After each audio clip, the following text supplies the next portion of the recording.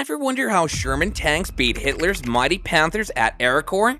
It wasn't just the tanks, it was the brave men inside and some sneaky tricks. Dive in to see how Patton's crew turned the tables in this epic showdown. It was the biggest tank battle for the US at that time. You won't believe who won. So in September 1944, near a place called Arracourt in France, American tanks had a face-off with German tanks. The Germans had some really fancy Panther tanks, while the Americans used their older Sherman tanks. The Germans felt super confident. They had more tanks, more troops, and thought it was going to be an instant win for them, but there was a twist. The US soldiers in their Sherman tanks had been practicing and fighting together for years. Now, the Panther tanks were looking better. Their guns could easily hit the US tanks from really far away. The US tanks? Well, not so much. But here's something interesting. On September 18, the weather got all foggy. This fog made it tricky for everyone. While it hid the German tanks from being seen from the sky, it also messed up their plans. The Germans tried to take a town called Lunéville, but got stopped by the US forces. They then thought, okay, let's go to Arracourt. Now it's early morning, September 19, and fog everywhere.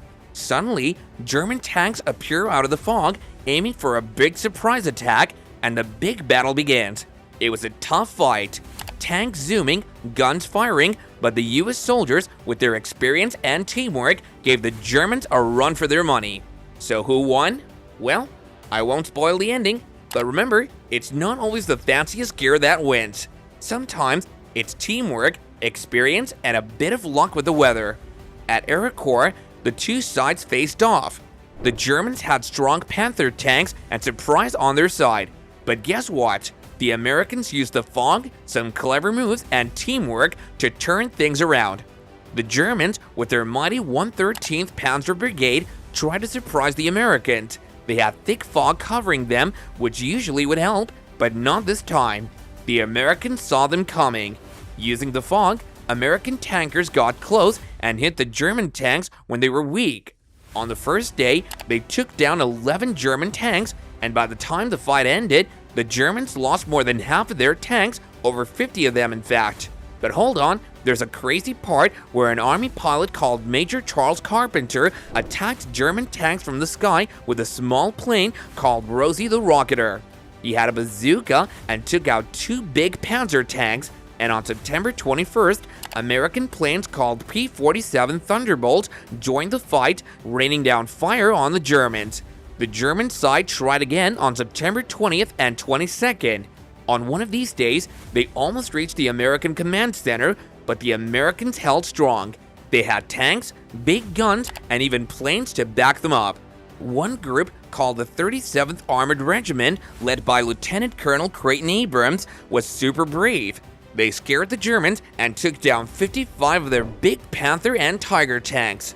During the Battle of Arracourt, two new German Panzer brigades were heavily defeated. The 4th Armored Division of the US destroyed 285 German tanks and armored vehicles. They lost only 25 of their own tanks and 7 tank destroyers. After this battle, General Patton's 3rd Army was very close to the German border. However, the rapid move of the 3rd Army through France stopped just before they could enter Germany. The top Allied leader made a choice to send fuel to other troops instead. This pause gave the German army time to gather its strength for defending the Siegfried Line, a key defensive position. Here's an interesting point.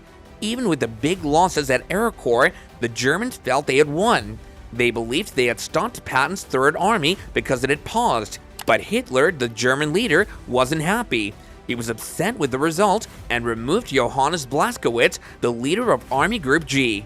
Lieutenant Colonel Creighton Abrams played a big role in this battle. He led the tank battalion of CCA.